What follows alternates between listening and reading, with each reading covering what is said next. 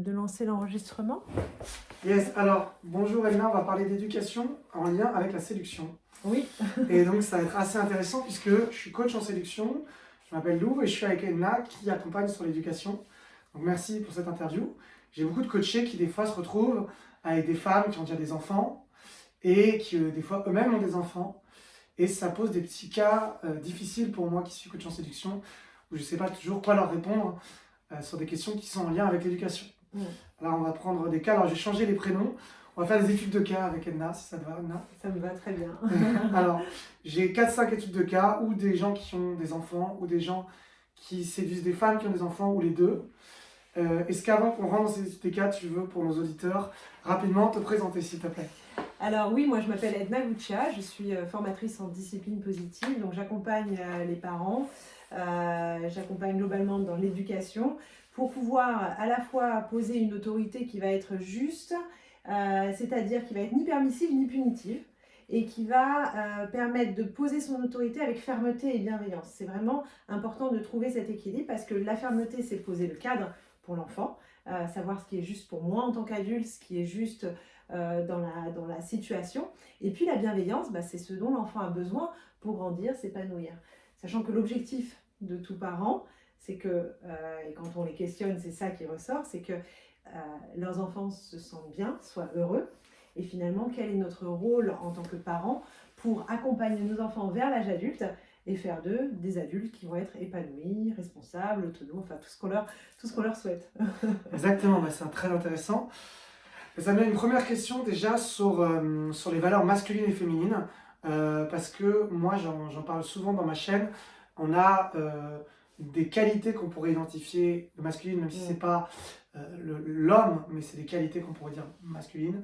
Alors j'entends pas qu'un homme a forcément toutes ces qualités ou doit les avoir, ou inversement, qu'une femme n'a pas le droit d'avoir ces qualités. Ce que j'entends par là, c'est qu'il y a une forme d'équilibre entre des qualités que j'appellerais féminines et masculines. Notamment les qualités féminines seraient par exemple la douceur, l'empathie, la tendresse, l'écoute, la bienveillance. Et souvent les femmes vont dire que d'ailleurs elles veulent d'un homme qui soit comme ça. Et en réalité, ce que j'observe moi dans les faits, c'est qu'elles ont aussi besoin de qualités masculines chez un homme qui vont être peut-être plus la capacité à affronter les obstacles de la vie, la capacité à affronter la solitude, la capacité à s'affirmer, à se défendre, et d'autres qualités qu'on pourrait associer entre guillemets de masculine. Comment on peut faire qu'un enfant soit équilibré au terme de ses qualités plus féminines et ses qualités plus masculines? Oui, ce fameux yin et yang aussi, voilà, on l'appelle, et cette énergie plutôt féminine ou plutôt masculine. Et je pense qu'il y a un gros travail à faire, et aujourd'hui il y a beaucoup d'études qui le montrent, sur le travail des émotions. Toutes ces qualités que tu décris sont aussi des choses qui relèvent de l'émotion, de l'empathie, de la joie, de la douceur, de la tendresse.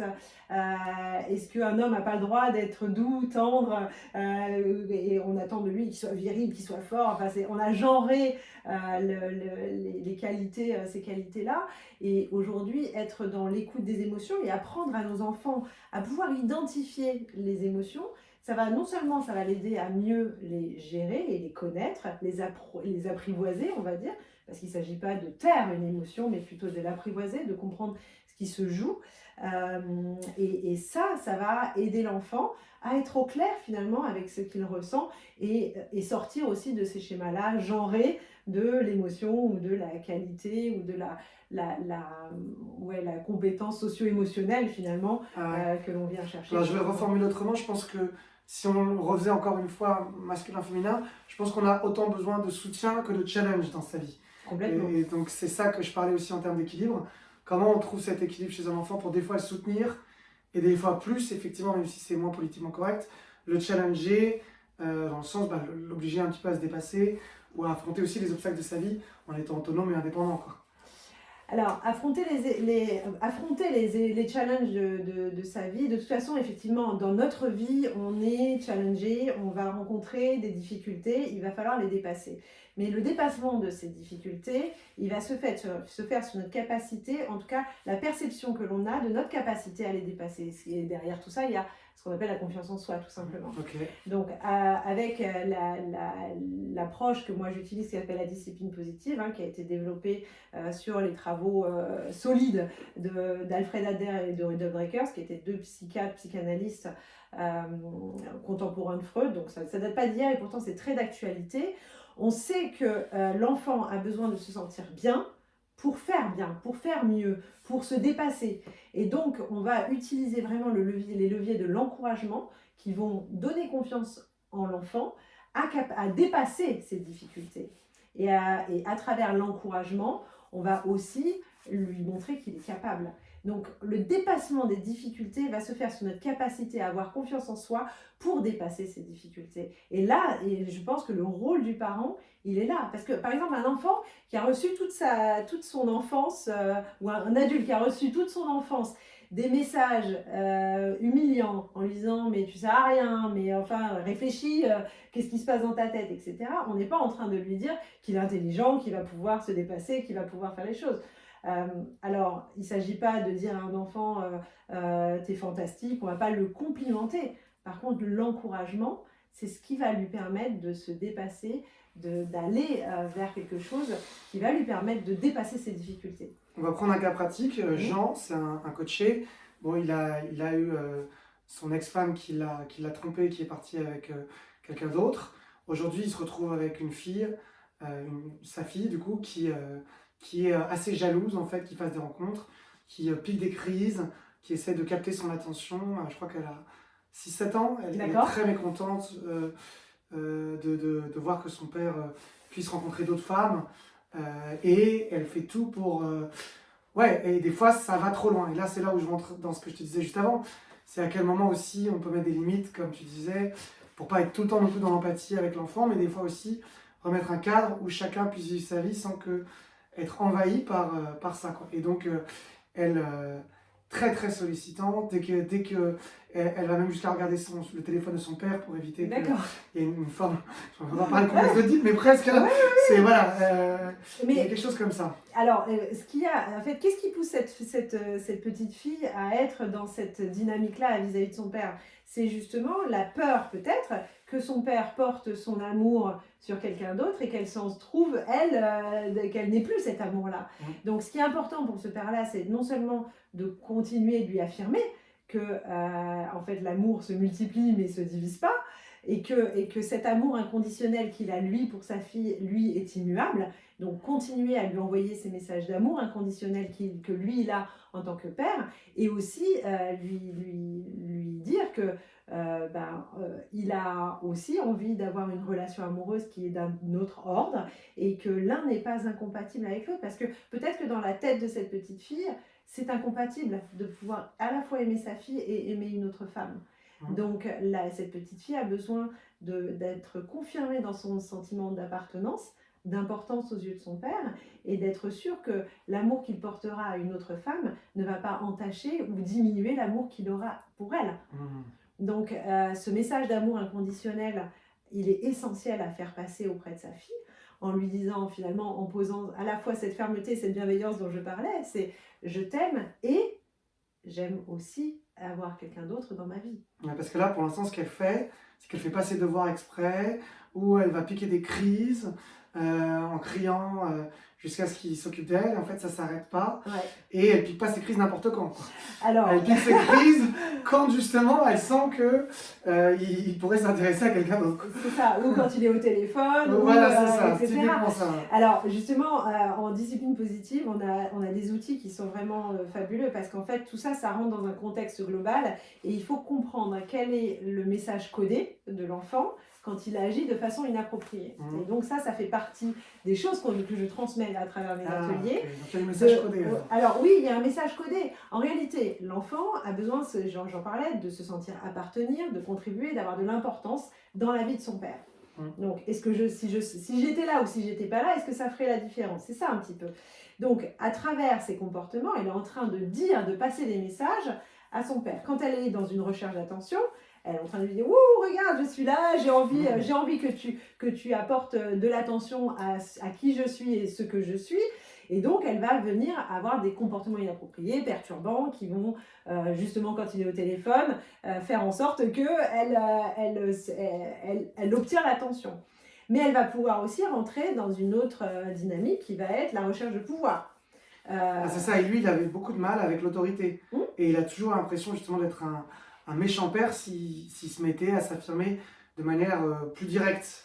Donc il s'affirme très très peu, par peur justement, comme je pense beaucoup de gens, d'être le mauvais père violent et Ouais, agressif. ouais. Donc il va dans l'autre extrême. Donc, père trop gentil et trop, qui laisse passer les choses, quoi. Alors ça va chez les pères, ça va chez les mères aussi. En fait, on a cette tendance à croire que si on est, en fait, à croire que on est soit bienveillant, soit autoritaire. Ouais. Et qu'on ne peut pas être les deux à la fois. Eh bien, en discipline positive, justement, on apprend à être ferme et bienveillant à la fois. La bienveillance, c'est je sais que tu es là, je sais que tu as besoin de mon attention et je suis occupée au téléphone ou je suis occupée, j'ai quelque chose à voir avec un tel et je viendrai plus tard. Donc, on va aussi apprendre à nos enfants à ce qu'ils ne sont pas le centre de toute notre attention. Par contre, c'est important que cette petite fille, elle ait ses moments à elle avec son papa. Et donc, il peut développer de la fermeté. Bien sûr. Comment, C'est même nécessaire. Comment on entraîne, d'ailleurs, parce que ça sert aussi en séduction dans mon domaine, parce que pareil que pour recadrer, par exemple, un enfant qui serait des fois indiscipliné, ne mettre aucun cadre dans une rencontre amoureuse, j'en profite pour dire que la communication, c'est dans tous les domaines, bien sûr. Bien sûr. Si on accepte qu'une femme nous annule 2, 3, 4 fois dans des rendez-vous, si on accepte que la personne change d'avis à la dernière minute parce qu'elle nous plaît, enfin toutes les personnes qu'on aime en fait, que ce soit les enfants ou les femmes qui peuvent nous attirer, on va des fois laisser passer des limites qu'on ne laisserait pas passer d'ailleurs au travail ou avec d'autres personnes, sous prétexte que comme on aime la personne, on a peur de la perdre en fait. Mais c'est en cela que c'est vraiment important de faire le clair avec ce que l'on veut et ce que l'on ressent. C'est-à-dire, si c'est pas OK, s'il y a quelque chose qui n'est pas OK pour nous vis-à-vis d'une femme ou vis-à-vis de nos propres enfants, en fait, il faut réussir à le poser. Encore une fois, ça vient pas, c'est pas contraire à l'amour que l'on peut porter à l'autre personne. En revanche, s'il y a quelque chose qui n'est pas OK, si on ne le dit pas, ou si on le tait, ou si on se dit non, j'ai trop peur de la perdre, ou j'ai trop peur d'abîmer la relation, notamment ce père avec cette fille, alors finalement, comme il y a du non-dit, comme il y a des choses qu'on ne va pas exprimer, à un moment donné, ça va ressortir de façon complètement aléatoire, soit contre soi-même, soit contre l'autre personne. Donc c'est important et ça fait partie des choses qu'on travaille notamment en communication non violente. C'est à la fois de dire, voilà, lorsque tu fais ça ou lorsqu'il se passe ça, voilà ce que je ressens et j'aimerais qu'il en soit autrement et on exprime une demande claire. L'autre va pouvoir l'entendre parce qu'en fait on est en train de parler de soi, on n'est pas en train de parler du comportement de l'autre. On parle de fait de l'autre sans poser de jugement, mais on va amener ce que ça nous fait et on va poser une demande claire. J'avais dans mes ateliers quelqu'un qui disait bah oui, mais quand je rentre à la maison, moi j'ai eu une journée de dingue et en fait j'ai beau dire que je suis fatiguée et en fait il n'y a personne qui vient m'aider. Et oui, mais quand tu dis que tu es fatiguée, si tu dis je suis épuisée, ton mari, tes enfants peuvent dire mais va te reposer, va te poser dans le canapé, alors que toi en fait tu es en train de demander de l'aide. Alors dire je suis fatiguée et j'aurais besoin d'aide, en fait, c'est poser une demande claire. Est-ce que tu veux bien vider la vaisselle ? Chez les hommes, souvent les demandes claires sont perçues comme la faiblesse. Et je le dis pour moi aussi avant, parce que moi j'ai pris très longtemps. J'ai eu la chance de fréquenter une femme qui était spécialiste dans la CNV. Et j'ai très longtemps perçu le fait de demander quelque chose comme étant un moins que rien. Parce qu'on est dans la demande et qu'on est dans l'attente. Pour un homme, souvent, demander, c'est perçu comme se supplier, c'est-à-dire se rabaisser. Et entre guillemets, un homme, dans l'éducation archaïque, aurait besoin de rien. Ouais. Donc, si tu as besoin de quelque chose, tu es faible, quoi. Ça, c'est l'ego, c'est l'ego masculin. C'est ça, c'est l'ego masculin. Je suis très conscient de ça. Mais je le dis parce que ça existe et je pense que nos auditeurs peuvent penser ça aussi pour les hommes qui m'écoutent. Oui, il y a cet ego-là de dire... alors, c'est présent chez les hommes, et encore une fois, on parle de mais dans l'éducation archaïque, je parle des modèles des modèles que moi que j'ai reçus et que d'autres personnes, Oui, on entend ça quoi. Hein. et qui ont tendance aujourd'hui à s'aplanir. Et tant mieux, parce qu'une femme aussi peut se dire, mais moi je veux avoir besoin de personne, Oui, et j'en ai donc vu, je suis forte, et j'en donc ai vu des femmes comme ça. voilà. Ah, j'en ai vu. Et qui se battent et qui disent non, je vais pas te demander de l'aide parce que Ah, c'est un aveu de faiblesse. Ah, mais tout à fait. J'en ai vu, il n'y a pas plus tard qu'avant-hier, j'étais avec une fille qui me racontait ça. Ouais. En CNV, justement, la demande est pour poser une demande claire. Quand on est en CNV, il faut être prêt, on dit il faut être prêt à ce que l'autre dise mais en fait non, je ne peux pas accéder à ta demande. Ouais. Et ça, c'est encore autre chose, c'est-à-dire qu'on peut essuyer un refus par rapport à une demande. Je crois aussi c'est ça, les personnes ne veulent pas, déjà ne veulent pas de refus Ouais. et ne veulent pas passer pour faible, donc il y a une double contrainte là. Ouais, il y a une double contrainte. Et je pense que pour avoir une relation saine, c'est nécessaire de pouvoir, sans peur, exprimer ce dont on a besoin. Si l'autre, si dans le couple, si dans la relation, de façon générale, on n'arrive pas à exprimer de façon claire ce dont on a besoin, encore une fois, il risque d'y avoir des non-dits, il risque d'y avoir des incompréhensions. Et c'est ça qui va venir abîmer la relation. Parce qu'on ne se sent pas entendu, on se sent pas, ou alors on a des craintes. À partir du moment où on a des craintes à exprimer ce dont on a besoin, c'est peut-être déjà qu'il y a des failles dans la relation. Et donc comment on va venir travailler la qualité du lien plutôt que de le laisser se distendre jusqu'à ce que ça pète. Eh ben, écoute, Théna, ce sera une première vidéo. On va en faire d'autres, donc regardez bien, je vous mettrai le lien pour la suite. Et on pourrait conclure que du coup, sur ce cas pratique de Jean dont je te parlais, il y a un mélange de amour inconditionnel à transmettre à la fille et arriver à communiquer ses besoins avec fermeté et bienveillance, comme tu disais. Voilà. Je vous laisse revoir la suite. Je crois que je vais vous mettre un lien par ici, en droite à gauche. On va prendre un autre cas pour teaser un petit peu de Paul. Je vous en dis pas plus. Hop.